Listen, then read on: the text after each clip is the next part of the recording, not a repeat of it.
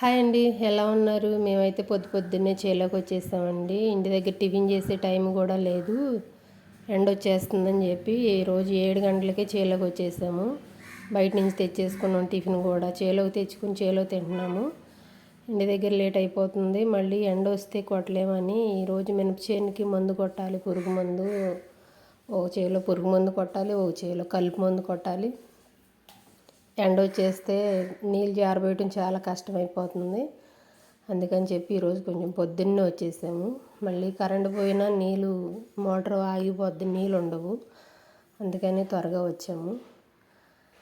ఎండ ఉంటే అస్సలు చేయలేకపోతున్నాం. ఎండ లేనప్పుడే కొంచెం పొద్దున్నే, లేదంటే సాయంత్రం అయితేనే కొంచెం చేలో పని చేసుకోవడానికి ఈజీగా ఉంటుంది. ఎకరానికి వచ్చేసి 10 ట్యాంకీలు కొట్టాలి.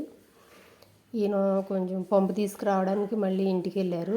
ఈలోపు నేను మందులు అయితే కలిపేసుకుని పంపులో ఆయిల్ పోసుకుని పంపు రెడీ చేశాను. ఈలోపు ఈయన వచ్చారు.